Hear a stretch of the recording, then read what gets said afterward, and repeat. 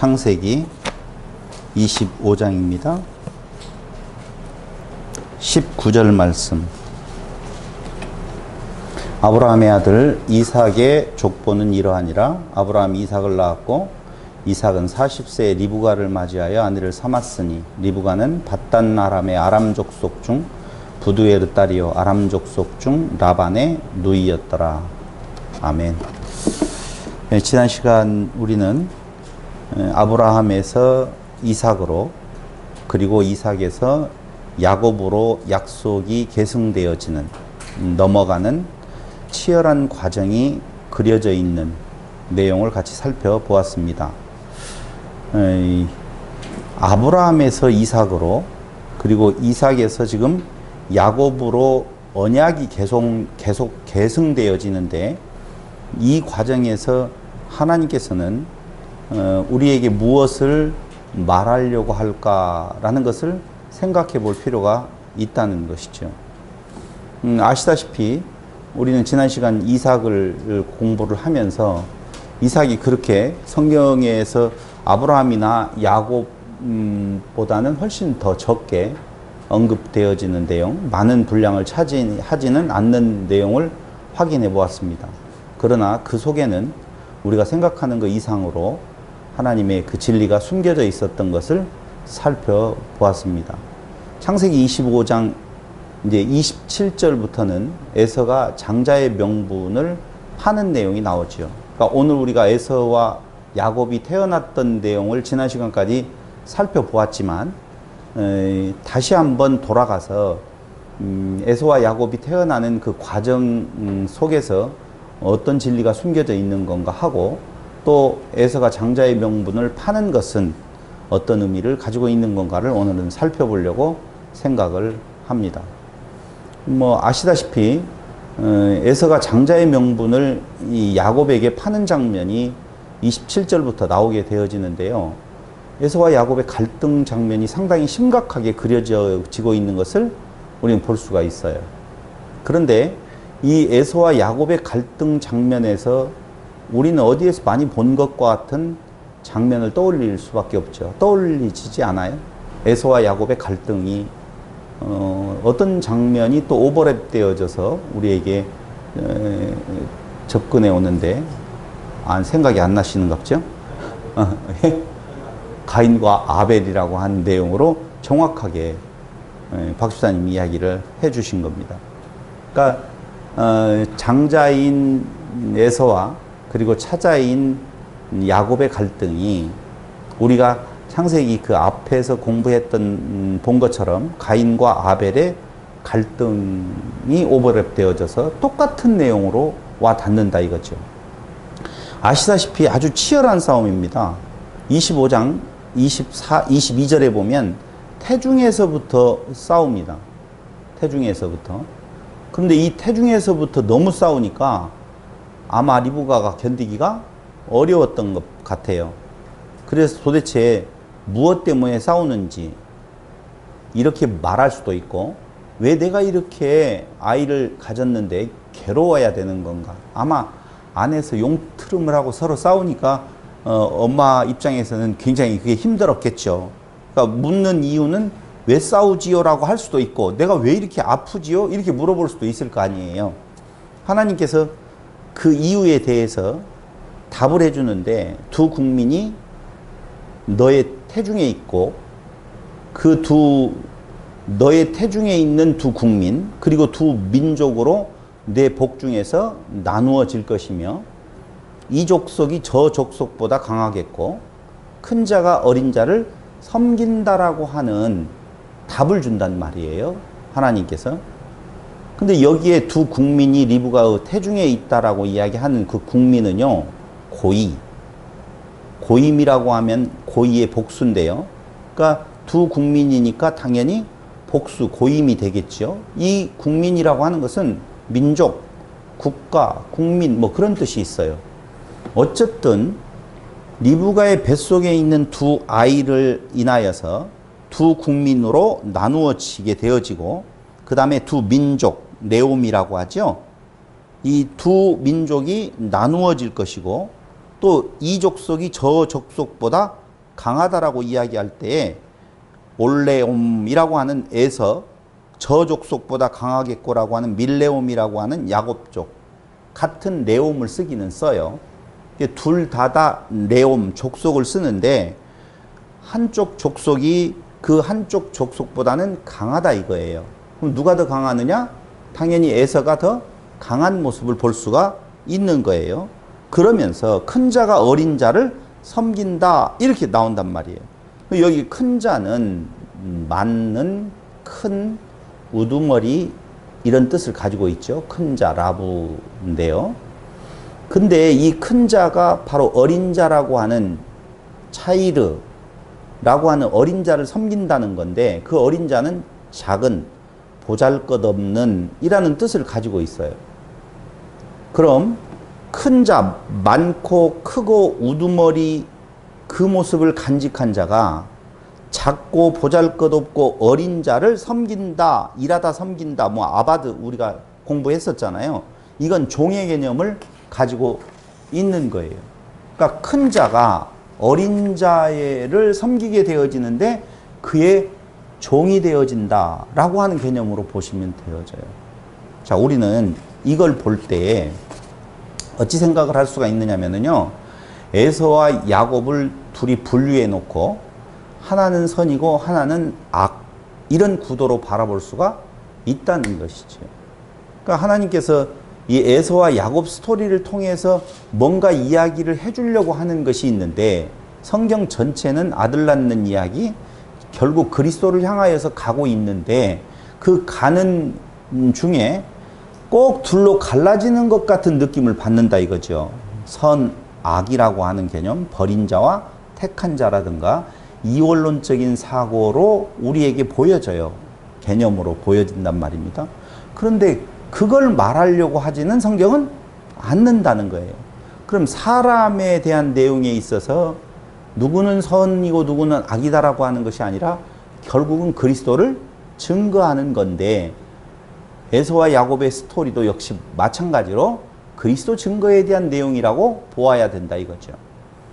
그래서 우리는 조금 전에 살펴보았던 바로 리브가에게 하나님께서 답을 주신 내용 이것을 더 확실히 알기 위하여서 에서와 야곱의 스토리를 한번 살펴볼 필요가 있다는 거죠.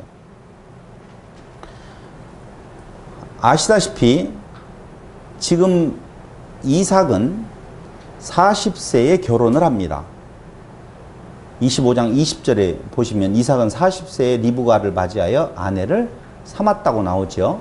그러니까 리브가를 맞이해서 결혼한 나이가 이삭의 40세에 결혼을 하게 되어져요. 근데 이삭이 에서와 야곱을 낳은 때가 몇 살 때 나죠?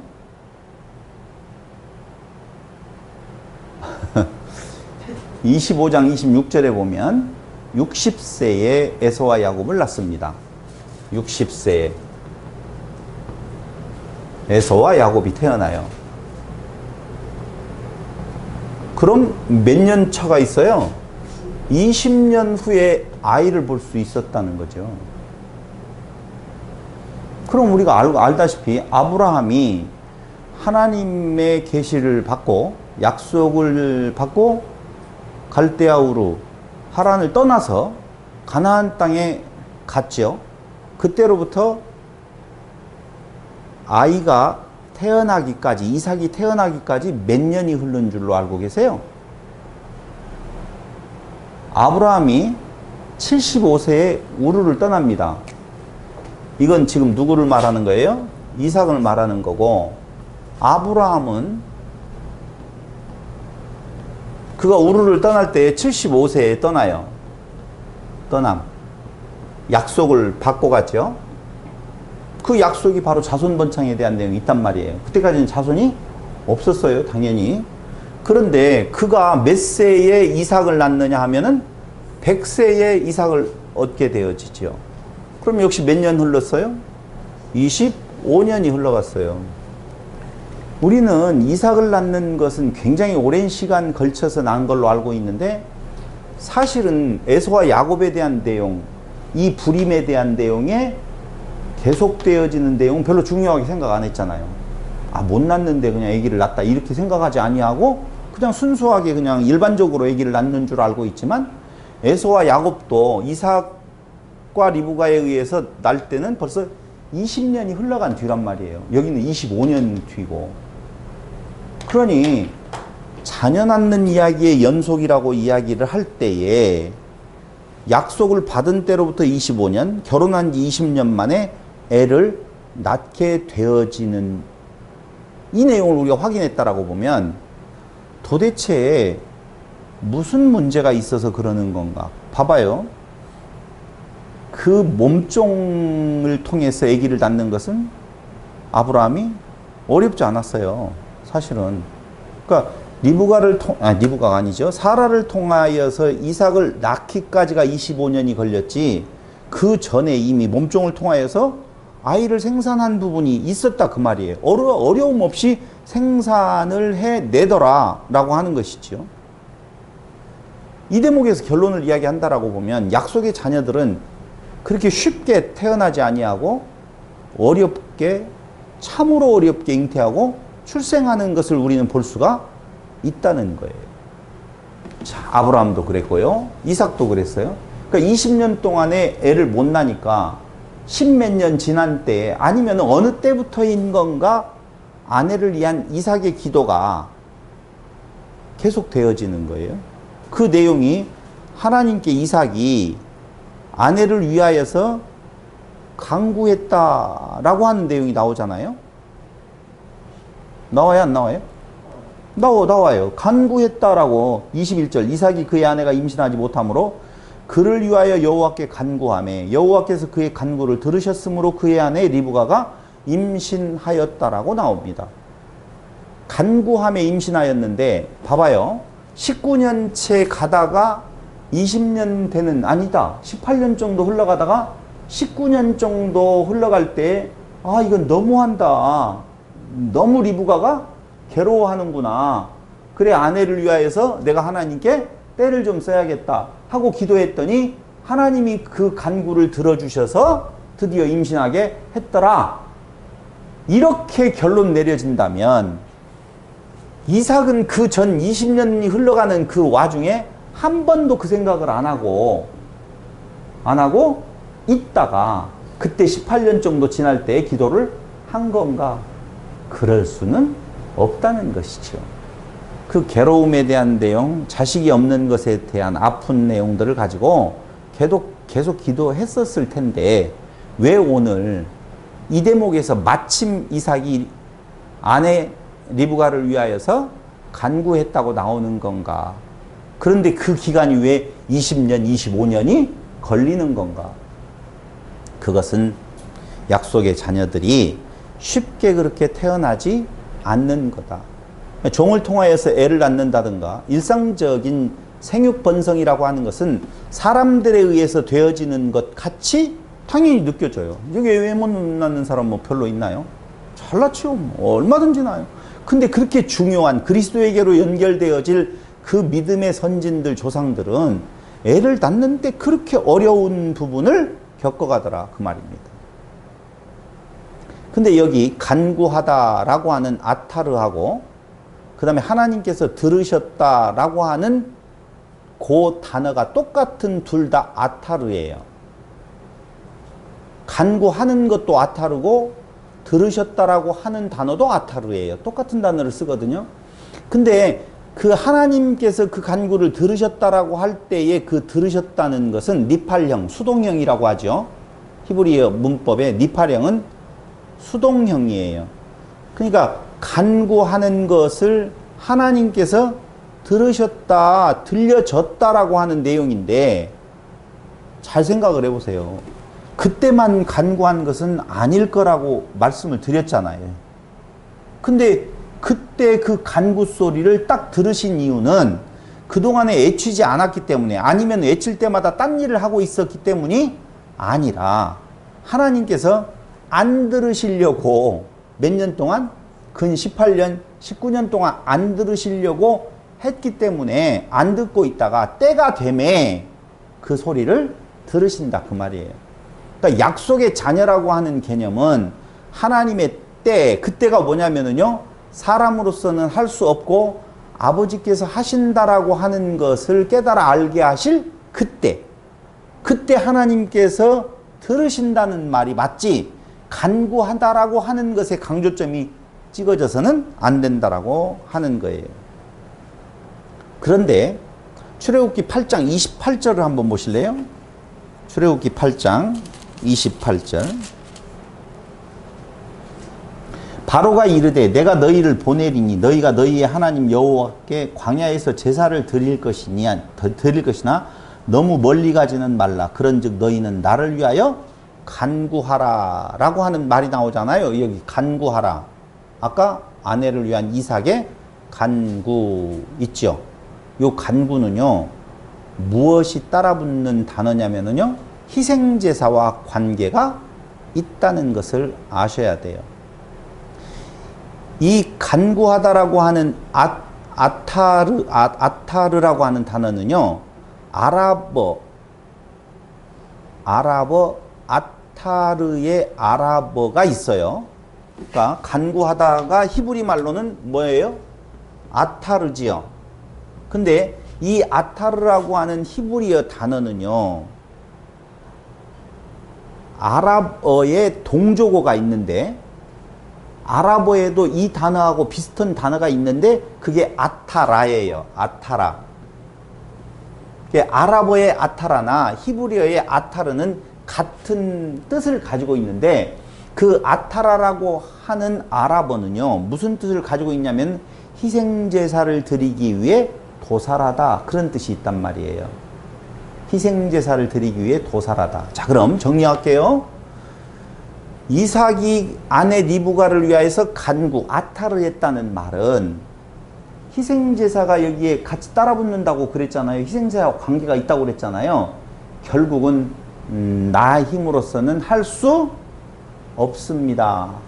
희생제사를 위하여서, 즉 아타르하기 위하여서 자기를 무엇한다? 도살한다, 그 말이에요. 그러니까 18년 정도 지나고 19년 차 들어갈 때에 이삭은 더 이상 자기 힘으로 어찌할 수 없다는 것을 알고 손을 들어버리는 그 상태가 하나님께서 어느 때예요? 들으실 때라, 그 말이에요. 그때까지는 아무리 외치고 또 외치고, 우리가 외치는 첫 번째의 단계는 뭐냐면은 자기 상황에 대한 내용을 변화시켜 달라고 하거든요. 힘들어요. 이 상황을 좀 변화시켜 주세요. 라고 하는 것이 간구의 첫 단계라고 보면은, 마지막 단계, 하나님께서 들으시는 단계. 그래서 너희의 간구 소리를 안 듣는 이유는 뭐 때문에? 손에 피가 가득하다. 내 욕심으로 드리는 것에 대한 내용을 들으시는 것이 아니라, 그 말이에요. 그런데 기도하다가 탈진 상태에 가게 되어진 때가 바로 뭐냐면은 아타르예요. 힘없습니다. 그때까지 가게 해서 그 상태를 보시고 그 상태까지 하나님께서 가게 하셔서 그때 하나님의 개입이 들어오게 되어져 있다, 그 말입니다. 죽고 죽이시고, 아타르, 간구, 죽고 그 다음에 들으셨다라고 하는 말이 바로 죽이시고, 이 말은 왜 드리냐면요, 이삭이 죽음의 상태, 나는 없습니다의 상태까지 이르게 되어지면 하나님께서 죽음으로 그 대응을 하셔요. 그를 위하여서 그리스도를 준비하시는 부분이 있다는 것입니다. 70인역에 보면 요 간구하다라고 하는 아타르를 유코마이라고 하는 기도하다라고 하는 단어로 번역을 해 놓았어요. 에파쿠오, 호의를 가지고 듣다. 그러니까 히브리 말의 아타르는 헬라어의 유코마이, 에파쿠오라고 하는 단어로 번역을 해놨다니까, 70인역에서. 근데 이 유코마이는 기도하다라는 뜻이 있고요. 그 다음에 에파쿠오는 호의를 가지고 듣다, 이런 뜻이 있다니까요. 그러니까 기도라고 하는 것은 무엇이냐? 완전히 자기를 죽이는 것이요. 하나님 편에서는 호의를 가지고 어떻게 듣는다, 그 말이에요. 그럼 하나님께서 그가 그 자신의 의를 완전히 버리게 하셔서 그때가 되어지면 하나님께서 그 기도를 들어주시는 때다 그 말이에요.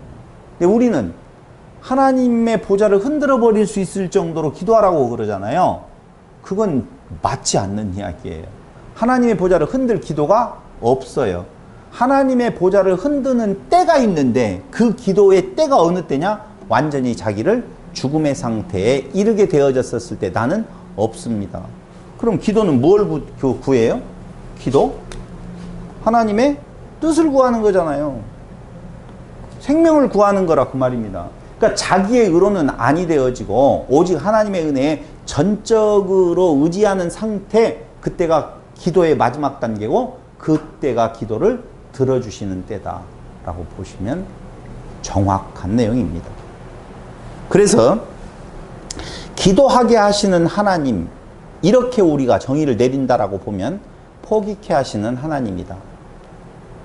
하나님의 언약을 하나님이 이루어 가시기 위하여서 인간의 의를 완전히 없애버리는, 인간의 의를 무의로 돌리시는 하나님의 역사가 결국 기도와 그 기도를 들으심, 그 간구와 그 간구를 들으시는 하나님의 모습을 지금 그려주고 있다는 거죠. 그리고 네 번째로는요, 에서와 야곱의 스토리 네 번째는 이족속, 저족속이 나오고 큰 자, 어린 자라고 하는 구도로 나오게 되어져 있는데요. 아시다시피 이족속과 저족속, 에서 족속과 야곱 족속, 그리고 큰 자 에서와 어린 자 야곱이라고 하는 두 족속을 비교해 보면 특별히 어디가 더 뛰어나다라고 할 수가 없어요. 사람의 판단으로 보아서 야, 야곱이가 훨씬 낫다, 에서가 더 낫다라고 할 수 있는 내용이 없단 말이에요. 그래서 그 이유를 아무리 찾아보려고 해도 없는데 교회에서 자꾸 그 원인을 찾으려고 그래요. 왜 야곱을 사랑하셨을까? 왜 에서는 미워했을까? 왜 가인은 미워하고 왜 아벨은 사랑하셨을까?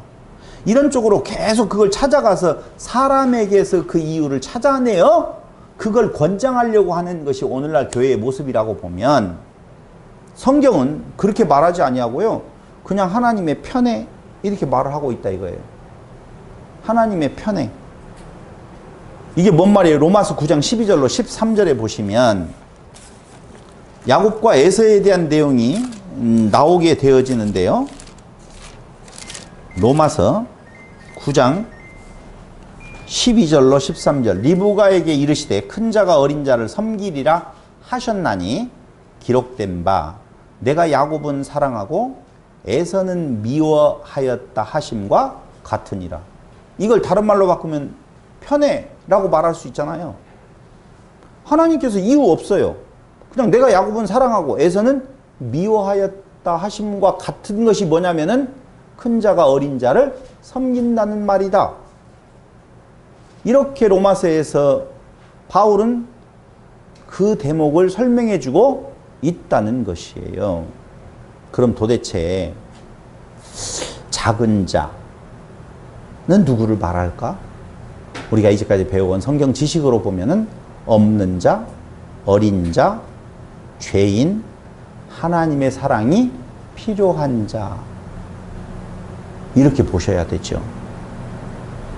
그러니 큰 자라고 하는 내용은 있는 자, 그리고 어린 자가 아니라 장성한 자, 죄인이 아니라 의인, 하나님의 사랑이 필요한 것이 아니라 하나님을 섬기겠다고 하는 자들이 바로 큰 자라 그 말입니다. 그러니까 하나님께서는 이유 없이 편애하시는데 우리가 편애라고 말할 수 있는 이유는 어디가 있는 건가?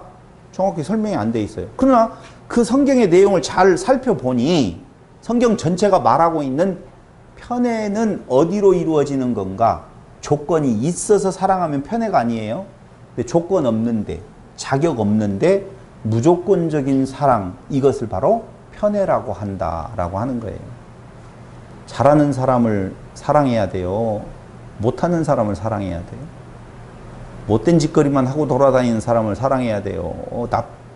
착한 일만 하고 다니는 사람을 사랑해야 돼요. 우리는 당연히 상선, 벌악이라고 하는 개념이 머릿속에 있기 때문에 그래요. 잘하는 사람에게 그 보상을 해주고 못하는 사람에게 벌을 내려주는 것, 그게 편애가 없는 공평한 사랑이다. 이렇게 말할 수가 있다 그 말입니다. 그런데 못된 놈, 못된 짓거리 하는 놈을 오히려 사랑하고 그래도 열심히 살려고 하는 사람에 대한 내용을 미워한다. 성경이 그렇게 말을 하니까 이걸 편애라는 말 외에 다른 어떤 것으로도 설명하기 어렵다. 저는 그렇게 생각을 합니다. 결국은 큰 자는 어린 자를 섬긴다라고 하는 요 말이 결국은 하나님의 편애를 말하는 거고, 그 편애는 형제간의 갈등을 유발해서 결국은 살인에까지 이르게 되어지는데요. 요 대목을 우리가 다시 한번 보면 에서라고 하는 사람과 야곱이라고 하는 사람의 두 사람을 놓고 보면 안 된다는 거예요. 여러분들과 저는 에서에 속합니까? 야곱에 속합니까? 어디에 속하고 싶으세요? 어려워. 한 번 야곱은 영원히 야곱인가요? 한 번 에서는 영원히 에서인가요? 그럼 내가 믿지 않았었을 때 내가 에서였나요? 근데 믿고 난 뒤에는 내가 야곱으로 바뀐 건가요? 여러 가지 의문점이 생길 수가 있다는 거예요. 근데 성경을 가만히 살펴보다 보면은요, 태중에, 복중에, 그러니까 리브가라고 하는 사람의 그 안에서 쌍둥이 하나로 있었다 그 말이거든요. 이게. 근데 하나로 있었던 것이 어떻게 되어지느냐? 둘로 나누어져요. 둘로 나누어진 상태로 그대로 있는 것이 아니라 결국은 하나로 다시 만나게 되어져 있는 것이 성경이 말하고 있는 복음 진리라 이 말입니다.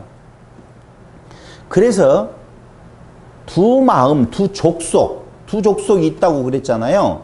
근데 이 두 족속은요, 우리가 너무너무 잘 알고 있는 것처럼 두 마음이라고 해석해도 전혀 이상하지를 않다 그 말입니다.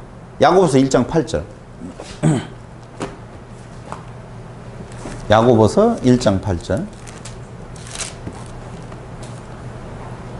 두 마음을 품어 모든 일에 정함이 없는 자로다. 이렇게 나오죠.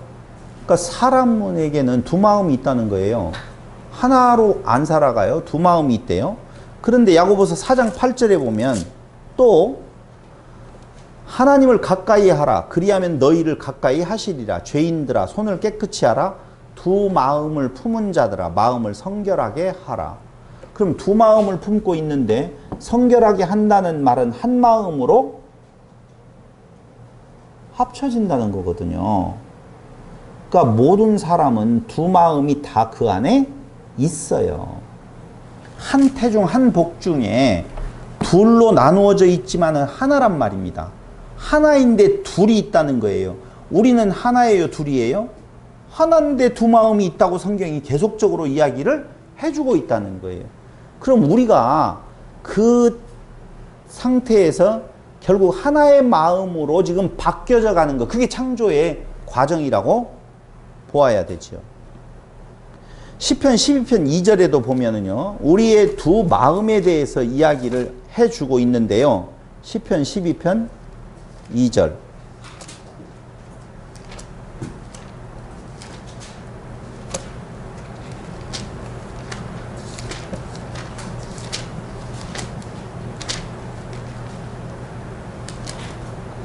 한번 보겠습니다. 12편.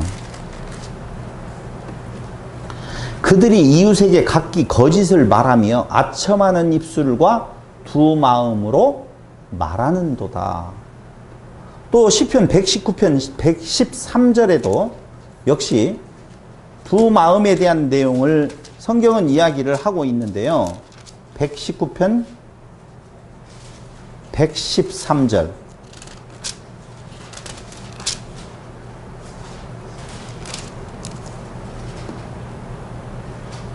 내가 두 마음을 품는 자들을 미워하고 주의 법을 사랑하나이다.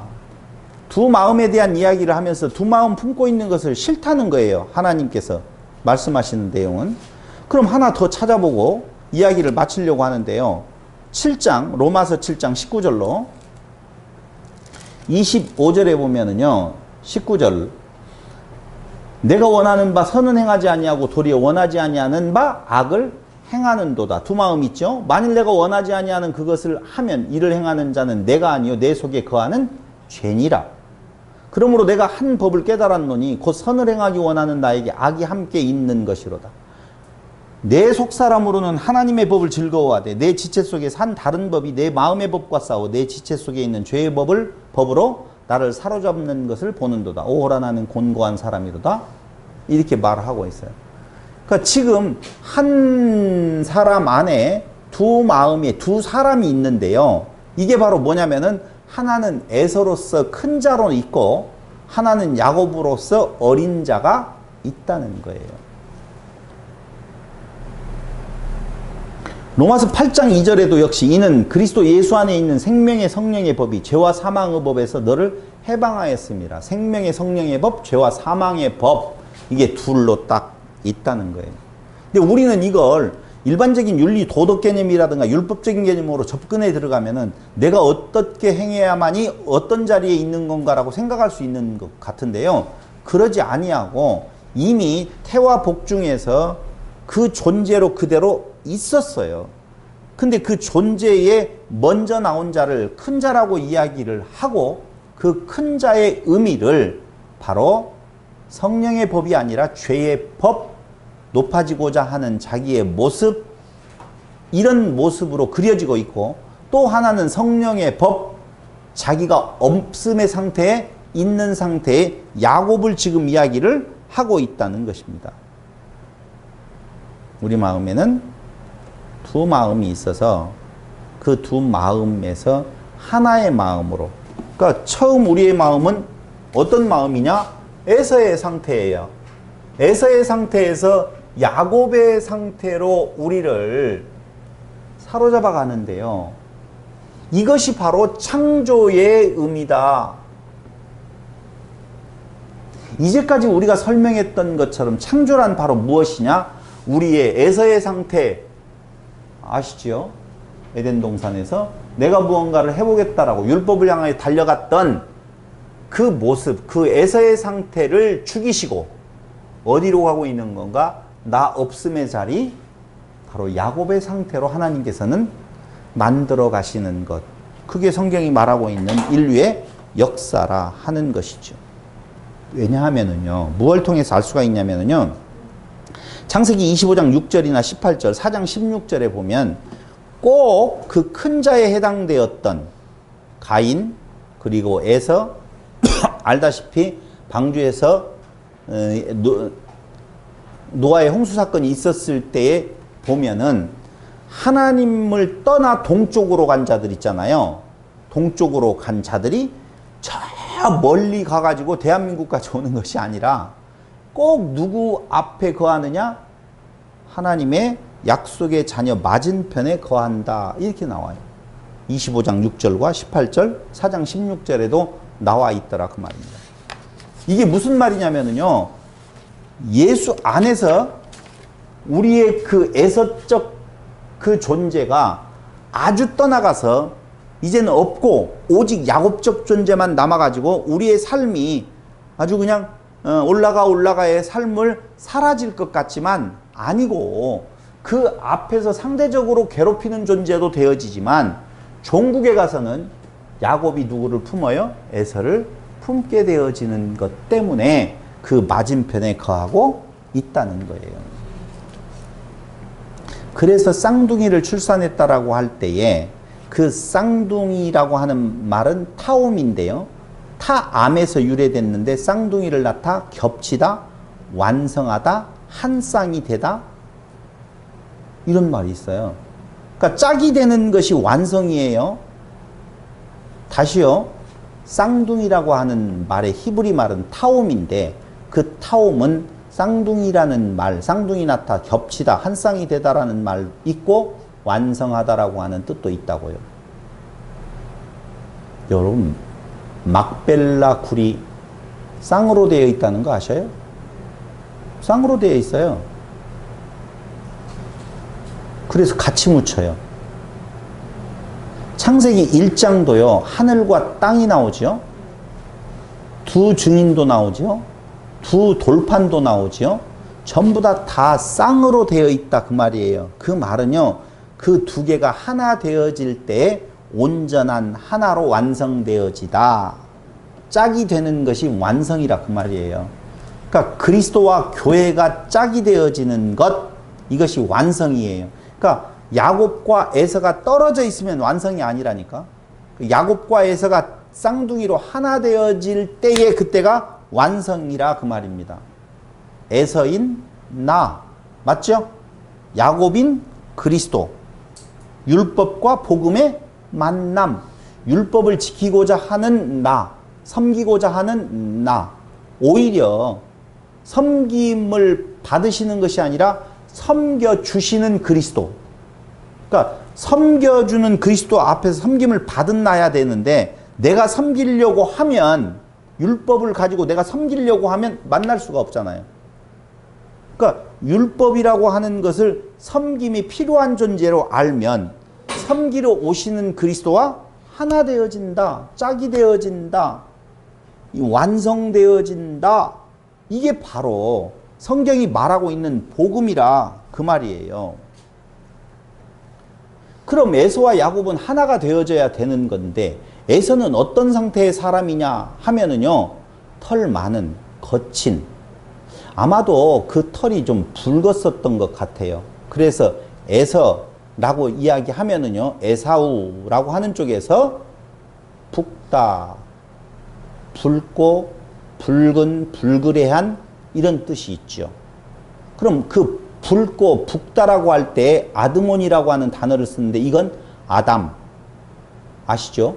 119번 119번 아담에서 유래된 내용이라고 사전은 나와 있어요. 근데 여기에서 우리가 하나 알아야 될 것은요, 에서는 누구라고 이야기하냐면 익숙한 사냥꾼이라고 25장 27절 보세요. 창세기 25장 27절.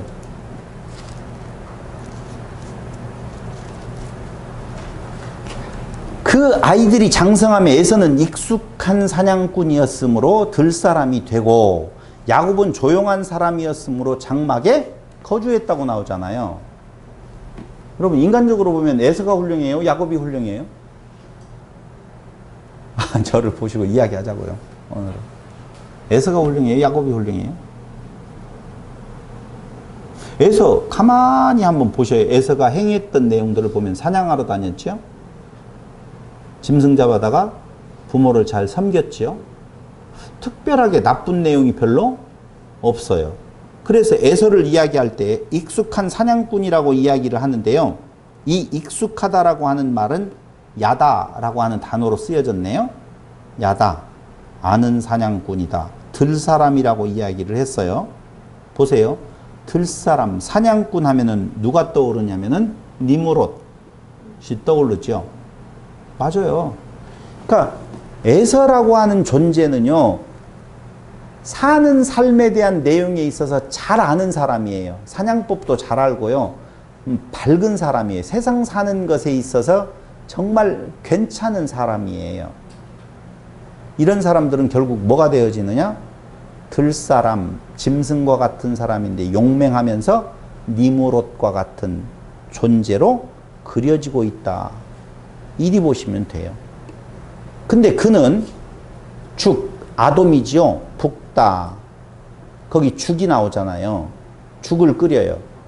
근데 그 죽이라고 하는 붉은 것을 그렇게 좋아해서 별명이 25장 30절에 보면 에돔이라고 하는 단어는 에돔이라고 별명이 붙여지는데, 이 에돔도 역시 아담, 자음이 같아요. 붉은. 이런 같은 의미를 가지고 있어요. 그러니까 붓다라고 하는 개념은 누구를 연상하면 되냐면 아담, 흙, 그리고 죄, 쓸모없는 거기에 붉음이 무엇으로 우리에게 다가오느냐면요, 붉은 피라고 할 때에 죄인의 표상.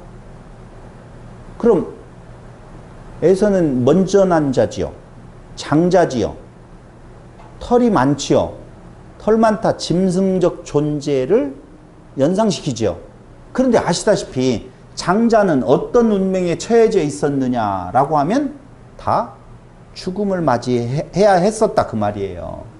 그러니까 이리 보시면 되어져요. 우리는 출애굽을 할 때 장자의 죽음이라든가 이런 내용들, 장자로 이어지는 내용에 대한 것을 보는데요. 결국은 하나님의 장자로 오시는 그리스도에 대한 죽음을 예표하고 있단 말이에요. 장자는 죽어야 될 자예요. 그 죽어야 되는 것은 무엇 때문에 죽어요? 죄 때문에 죽죠. 죄는 너희 죄가 주홍같이 붉을지라도 이야기할 때 그 죄가 뭐냐면은 나 있음. 율법으로 내가 하나님을 섬기겠다라고 하는 것이 바로 죄라 그 말이에요. 그러니까 에서의 존재는요. 에덴 동산에서의 아담과 같은 존재다. 이리 우리가 결론을 낼 수가 있다는 거예요. 자, 이제 이해됐죠? 그러니까 한마디로 말을 하면 에서는요. 니므롯과 같은 우리가 제일 많이 상고해봤던 이름이 누구죠? 어떤 존재? 자기 있음의 존재? 그 니므롯 말고 거기 그 존재예요. 그 존재. 그럼 이번에는 이제 야곱으로 가보자고요. 야곱은 도대체 누구냐? 야코브인데요. 이 야곱이라고 하는 말은요. 6117에서 유래됐는데 아케브, 발꿈치예요. 그래서 야곱이라고 하는 단어를 해석을 해보면 발꿈치를 잡은 자, 속이는 자, 사취한 자, 대신 들어 앉은 자, 찬탈자 뭐 이런 뜻이 있어요. 나쁘지요? 이름으로. 근데 야곱이 잘못한 걸 한번 우리가 생각을 해보자고요. 그렇죠? 야곱이 뭔 잘못했죠? 1번?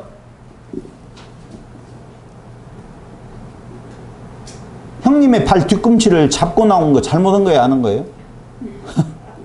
아니 성경이 그렇게 말을 하니까 발 뒤꿈치를 잡은 자라고 이야기하니까 야비하다 뭐 발꿈치를 어떻게 하다 보면 잡을 수도 있지 뭐. 그 다음에 나왔어요. 나와서 뭔 잘못을 했어요? 속였네요. 뭘 속였어요? 장자의 명분을 팔았을 뿐이에요. 달라고 해서. 그게 문제가 되나요? 문제가 되냐고요. 본인이 죽을 쓰고 있는데 형이 와가지고 배고프다고 그거 팔아라. 장자의 명분으로 그러면 팔겠습니다. 해가지고 했는데 정당한 대가를 지불을 정당한 물건을 뭐 제품을 아니면 팥죽을 주고 그 다음에 장자의 명분을 받는데 무슨 재산을 가져온 것도 아니고 그냥 아무것도 가져온 것도 없어요. 그럼 팔았대. 뭐 문제가 있어요? 뭐 거기에 무슨 사기를 쳤나요? 사기친 거 별로 없는 것 같은데. 그 다음에 마지막에 엄마하고 공모하여서 아버지를 속인 거 그거 그렇게 문제가 되나요? 별로 문제가 안 될 것 같아요. 뭐 그렇게 그게 나타난 현상으로 보면은요. 에서와 야곱이라고 하는 존재를 비교했었을 때에 특별히 좋다, 특별히 나쁘다라고 하는 것을 결정 지을 만한 내용은 사실은 없지만 우리는 이제까지 들었던 것이기 때문에 에서라고 하는 존재와 야곱에 대한 선입견을 가지고 있어서 야곱은 굉장히 나쁜 놈. 그런데 그 나쁜 놈이기 때문에 하나님의 은혜가 그에게 임했다 뭐 이런 정도로 알고 있는데요. 중요한 것은요. 창세기 27장 36절을 보시면은요. 27장 36절. 에서가 이르되 그의 이름을 야곱이라 함이 합당하지 아니하니까 그가 나를 속임이 이것이 두 번째니이다. 자, 속임이라고 나오죠. 그 다음에 예레미야 9장 4절에 보면은요. 온전히 속이며 아카부 온전하다는 것도 아카부 속이며 라고 하는 것도 아카부를 쓰고 있어요. 그러니까 이 무슨 말이냐면은요. 자, 헷갈리겠네요. 정리를 해드릴게요.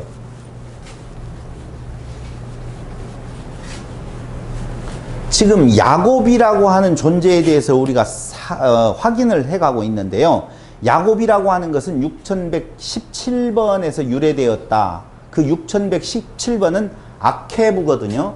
야곱이라는 이름은요. 아케부에서 유래되었다.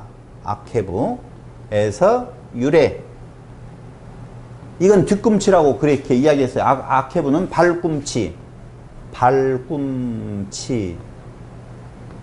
그런데 성경 다른 곳에서 보면 창세기 27장 36절에서 아카부가 뭘로 되어 있냐면은 속임이, 속이다 이런 뜻으로 되어 있어요. 그리고 예레미야 9장 4절에 보면 온전히 속이며 라고 하는 대목이 나오는데 이 온전히도 아카부, 속임도 아카부 요렇게 나와 있다 그 말입니다. 그러니까 아케부에서 유래했는데 발꿈치예요. 근데 그 내용이 다른 곳에서 쓰여질 때는 뭘로 쓰여진다? 속이는 걸로 쓰여지더라. 지금 살펴본 거예요. 그 다음에 25장 26절에 보면은요, 무얼로 나오느냐? 이게 잡다라는 뜻이 있어요. 발꿈치를 잡다. 아하즈라고 하는 건데요. 270번 25장 26절에 보면 발꿈치를 어떻게 해요? 잡는다고 나오잖아요. 25장 26절을 보세요. 후에 나오는 손으로 에서의 발꿈치를 잡았으므로 라고 나오잖아요. 저기 잡다라고 하는 단어가 나오는데 그걸 잡는다는 이 단어는요. 아하즈라고 하는 단어라고요. 뭐라고요? 아하즈라고 하는 히브리어인데요. 이 아하즈는 붙잡다, 취하다, 연합하다 라는 뜻이 있네요. 덮다, 씌우다 뭐 이런 뜻이 있어요. 그러니까 우리가 잡는 것을 나쁜 걸로 보지만 여기에 보니까 연합이라고 하는 뜻도 있다는 거예요. 취하다, 붙잡다라고 하는 뜻이 있게 되어지는데요. 자, 속임. 그것이 무엇하고 연관되어져 있냐면요. 잡는, 발꿈치를 잡는 하고 연관되어져 있다고요. 연합하는 거하고. 자, 조금만 더 볼게요. 그럼 이걸 붙여서 설명을 하게 되어지면 에서와 야곱은 연합된, 연합된 자다 그런 뜻이 있다니까요. 연합된 자예요. 떨어지면 안 돼요. 사실은요. 봐봐요. 에서가 야곱을 어떻게 해요? 섬겨. 에서와 야곱은 연합된 자인데요. 여기에서 보면 에서가 야곱을 섬긴다 이렇게 나오잖아요. 누가 누구를 섬긴다고 그랬어요? 큰 자가 작은 자라고? 아니요. 어린 자를 섬긴다고 지금 나오잖아요. 어린 자를 섬긴다. 종이 되어진다 그 말이에요. 그러니까 이 말은 야곱의 안에 거하게 되어진다 지금 그 말이에요. 종, 섬긴다라고 하니까 우리가 이야기했던 그 섬기는 것이 우상숭배라고 이야기를 했는데요. 맞서 있는 거. 그런 의미가 여기서는 아니고 그 섬긴다는 의미는 에서가 야곱 안에 거하게 되어질 수밖에 없다. 지금 그 이야기 한다니까요. 연합된 거예요. 잡았다라고 하는 말은. 그러니까 어떻게 잘 보세요. 야곱이 에서를 어떻게 잡아서 내 안에 연합된 자로 함께 있으려고 하는 거라니까요. 야곱이 발꿈치를 잡은 건 좋은 거예요, 나쁜 거예요? 나쁜 걸로 인식되어져 있었잖아요. 지금까지는 나쁜 걸로 인식이 안 되었는가 보다. 인식이 그렇게 되어져 있었는데, 자, 여기에서 우리가 진짜 중요한 단어 하나가 나오는데요. 야곱을 누구라고 표현하고 있느냐? 성경에서 야곱은 누구라고 표현하고 있어요? 27절에 보면 들사람이 되고 야곱은 조용한 사람이었으므로 장막에 거주하니. 어떤 사람? 조용한 사람이래요. 어떻게 하면 조용한 사람이에요? 집에서 그냥 얌전히 책만 읽었을까요? 그렇게 생각하잖아요. 새님과 같이 생겨가지고. 근데 이 조용한 사람이라고 하는 말과 더불어서 그는 어디에 거주했다고 나오느냐? 장막에 거주했다고 나와요. 근데 일단 조용한 사람이 무슨 뜻이냐면요. 8535번의 탐인데요. 조용하다라고 하는 히브리 말은요. 탐인데 완전한, 완벽한, 착실한 그런 뜻이 있네요. 탐임, 그것도 연관이 돼 있어요. 좀 이따 이야기할 거예요. 그러니까 완전한, 완벽한, 착실한 사람이에요. 조용한 사람이라는 말은. 그러니까 발 뒤꿈치를 잡아서 사기꾼이다라고 하는 개념이 아니라 오히려 야곱은 완전한 완벽한 착실한 사람으로서 형의 발꿈치를 잡아서 연합 부분에 대한 내용으로 생각을 하셔야 맞다 그 말이에요. 근데 이 쌍둥이라고 하는 말이 무슨 말이냐면 탐이라고 했는데요. 요 조용한 사람이라고 하는 탐이 바로 쌍둥이라고 하는 탐에서 유래했다니까요. 근데 이 탐도 역시 완전한 완벽한 퍼펙트한 뭐 그런 뜻이 있어요. 완전하다라고 이야기할 때 아름다움에서 완전한 자다 아가서 5장 2절이나 6장 9절에 보면 그 아름다움에서 완전한 자다라고 하는 의미로서의 타함이라고 하는 단어를 쓰는데요. 그 타함이 뭐가 되었어요? 탐으로 갔다 그 말입니다. 그러니까 야곱은요, 우리가 알고 있는 것처럼 못된 놈이 아니라 맞아요. 완전한 퍼펙트한 착실한 사람이라 그 말이지요. 왜? 분명히 속이는 자 그랬죠?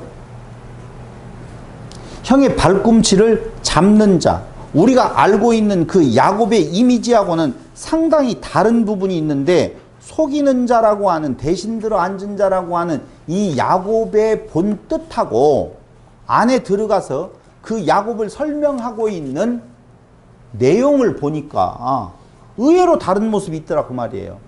그러니까 표면적으로 그는 속이는 자요, 다른 자리를 탈취한 자요, 뒤꿈치를 잡는 자인데 그를 평가를 하는 오늘 하나님의 그 평가 내용은 그는 조용한 사람이다. 아브라함에게 의로운 자랑 한번 같은 의미예요. 뭐 그럴 거예요. 그러니까 잘 한번 보세요. 야곱이라고 하는 존재와 에서라고 하는 존재가 둘이 있었을 때 표면적으로 나와 있는 그거에 대한 평가는 분명히 못된 모습이 있고 그래도 괜찮은 모습이 있는데 그를 평가하는 하나님의 평가에 대한 내용은 그를 누구라고 말한다? 조용한 사람, 퍼펙트한, 완전한, 완벽한 사람으로 묘사하고 있다라고 하는 것을 우리는 아셔야 돼요. 창세기 6장 9절에 보면 노아도 무엇하다라고 한 탐임, 아까 이야기했죠? 박 집사님. 이게 완전한이라는 뜻이거든요. 시편 64편 5절에도 완전함이 나오고 욥기서 1장 1절에 욥이 어떤다라고 나오냐면요. 순전하다라고 할 때 탐을 쓰고 있어요. 시편 37편 37절에도 이 탐은 온전한 사람, 완전한 사람이라고 하는 의미로 쓰여지고 있다 그 말입니다. 정리해 볼게요.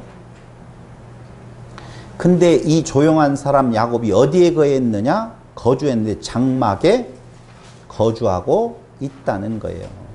장막에. 항상 장막은 무슨 말인지 알겠죠? 성전하고 같은 의미를 가지고 있어서 무엇이 완벽한 것인가 라고 보면 우리는 마르다와 마리아를 한번 생각해 볼 필요가 있다는 것이죠. 마리아가 칭찬받아요? 마르다가 칭찬받아요? 마리아가 칭찬받아요. 어디에요? 장막 안에서 말씀을 듣고 있거든요. 밖에 나가서 일하는 것이 아니에요. 에서와 마르다, 마리아와 야곱을 놓고 보았었을 때 장막 안에 거하면서 무엇하고 있는 건가를 잘 생각을 해보신다라고 보면 그게 완전한 완벽한 진짜 아름다운 모습이다라고 하나님은 평가를 내리고 있는 거예요. 그러니까 사기꾼이에요. 그래서 뭐가 필요해요? 은혜가 필요해요. 그래서 어디에 거해요? 장막에 거주하고 있다 그 말입니다. 이것이 바로 야곱을 향하는 평가, 이제까지 가지고 있었던 평가하고는 전혀 다른 시각을 성경은 말해주고 있었는데 인간 측면에서 어떤 것을 해석하려고 보니까 사기꾼 야곱이 어떻게 된 것이다? 하나님의 은혜로 이렇게 되어졌다라고 이야기를 하잖아요. 별로 사기친 것 같지도 않다니까. 그게 맞아요. 그 말이 틀렸다는 말이 아니라 사기꾼이 완전한 자 되어지는 것은 어디에서 가능한 이야기냐 하면은요, 장막 안에서 그게 조용한 사람으로. 조용하다의 반대는 떠드는 사람이죠. 나 있음이요. 조용한 사람은 나 없음의 자리에 있는 사람을 말한다 그 말입니다. 결국은 리브가의 태중에서 두 아들이 태어나게 되어지는데 관심은 어디가 있냐면요 상속권에 있어요. 상속권은 장자라고 우리가 말할 수 있는데 바로 언약의 당사자가 되어질 수 있다는 거예요. 그래서 장자권, 상속권 관심이 있었어요? 없었어요? 없었어요. 박 집사님에게 물어볼게요. 부모의 재산을 상속받는데 더 많이 받았으면 좋겠어요? 형님이 더 많이 가져갔으면 좋겠어요?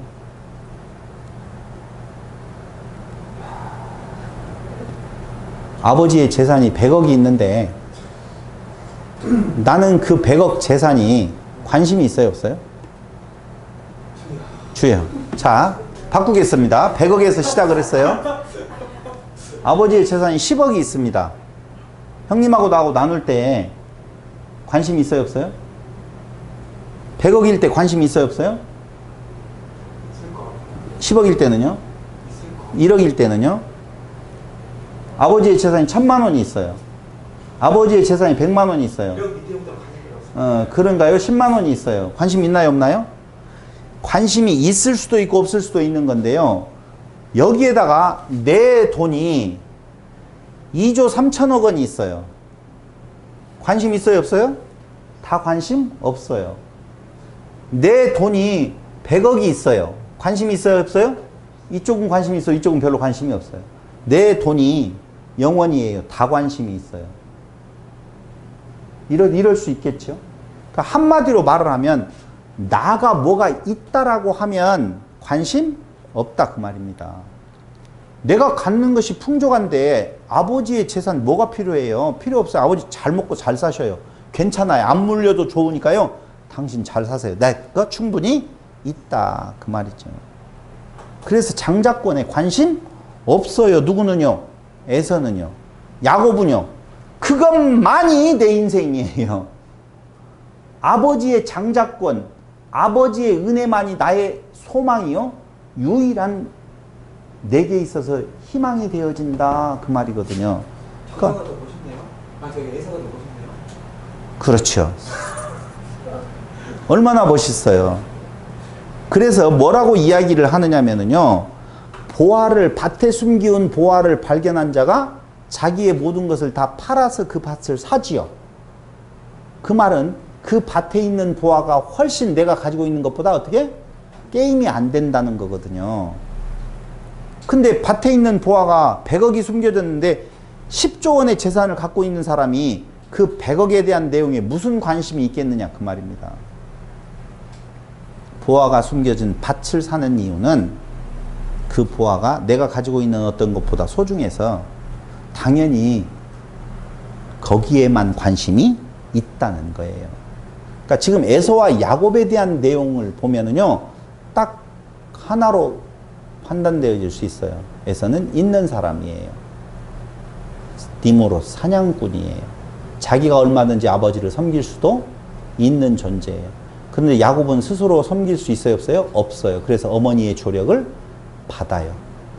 굳이 이걸 말씀드린다면 깨끗한 말의 조력으로 아버지를 섬기는데 그 섬기는 것은 야곱이 섬기는 것이 아니라는 것을 우리는 아셔야 된다라고 하는 거예요. 자기 것이 아니에요. 탈취한 거라니까요. 내용은. 그래서 결국 결론을 이야기를 한다라고 보면은요. 야곱과 에서라고 하는 존재를 놓고 보았었을 때 하나는 조용한 사람이라고 하는 내용으로 오늘 결론을 내준다라고 보면 그 조용하다라고 하는 것이 완벽한 것은 자기의 없이 장막 안에서 하나님의 은혜만이 자기의 살 길이라고 하는 자가 누구예요? 야곱이에요. 여기서는 야곱을 강조하려고 하는 것이 아니에요. 그 은혜를 강조하려고 한다 그 말입니다. 야곱과 에서가 강조점이 아니라고 하는 사실을 또 한 번 여러분들에게 강조해 드리고 싶다라고 하는 것이죠. 그래서 오늘 25장 29절에 보면 죽, 그 다음에 붉은 것, 에돔, 팥, 이런 모든 것들이 다 어디로 연결되어져 있는 건가? 사실은 피하고 연결되어져 있는 건데요. 잠언서 29장 10절을 한번 보세요. 잠언서 29장 10절.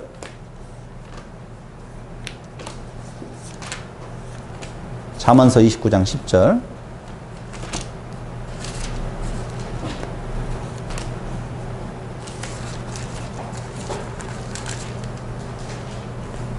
(10절에) 보면은요, 피 흘리기를 좋아하는 자는 온전한 자를 미워하고 정직한 자의 생명을 찾느니라. 온전한 자 아까 나왔잖아요. 그러니까 피 흘리기를 좋아하는 자는 온전한 자를 미워하고 정직한 자의 생명을 찾느니라. 누가 그랬어요? 가인이 그랬죠? 또 에서가 그랬죠? 이 내용을 보면은요, 사실은 에서가 그 붉은 팥죽을 요구했다라고 하는데 피에 굶주린 부분을 보면 돼요. 피를 요구한다라고 보시면 돼요.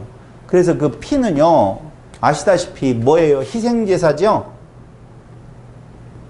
이 희생제사가 그 의미를 찾지 못하면 이것이 바로 우상숭배가 되어지고 이게 살인이 되어진다라고 하는 이야기, 지난번에 이야기를 했었습니다. 오늘의 결론 말씀을 드리도록 하겠습니다.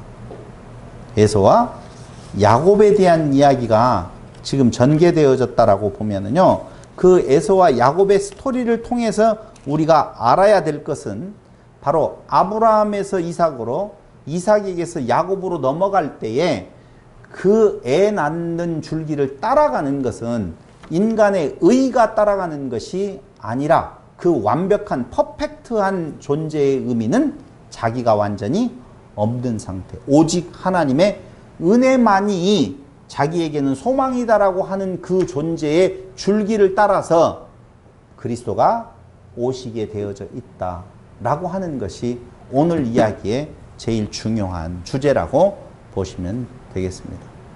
한 가지 팁을 말씀을 드린다라고 보면, 속고 속이는 사이에 복이 나와요. 그러니까 창세기 26장에 보면 복에 대한 내용이 잘 나타나 있는데, 그 26장 그 넘어가기 전에 야곱이 속이는 모습, 그리고 26장 넘어가서 27장으로 넘어가게 되어지면은 바로 엄마하고 작당을 해가지고 에서도 속이고 누구도 속이고 아버지 이삭도 속이는 부분이 나오는데, 그 속임과 속임 사이에 26장이 딱 들어가 있는 26장이 뭐가 되어 있다고? 복이 나오더라, 그 말입니다. 요게 참 아이러니죠. 그래서 우리는 다시 창세기를 통하여서 야곱에 대한 재조명, 에서에 대한 재조명을 통하여서 올리 그리스도의 오심은 무엇의 줄기를 따라서? 야곱의 줄기를 따라서. 그 야곱의 줄기라고 하는 것은 인간의 의가 아니라 인간의 의가 없음을 고백하는 그 줄기를 따라서 오신다, 그 말입니다. 우리가 결국은 에서에서 어디로 가게 되어져 있어요? 야곱적 존재로 만들어서 그 안에서 그리스도를 만나게 하시는 하나님의 사랑이 오늘 25장의 내용이라고 보시면 되겠습니다. 기도드리겠습니다. 고마우신 아버지 하나님, 은혜와 사랑을 진실로 감사드립니다. 오늘 우리에게 야곱을 통하여서 하나님의 사랑이 어떤 자 위에 임한 것인 줄을 다시 한번 깨달아 알게 하셨습니다. 우리가 낮은 자리로 임할 수도 없는데 우리를 낮아지게 하셔서 하나님의 장중에 품으시고 하나 되게 하시는 그 은혜를 덧입혀 주셨습니다. 그 은혜의 감격 속에서 하나님을 찬양하며 살아가는 성도들이 되게 하여 주시기를 예수님의 이름으로 기도드립니다. 아멘.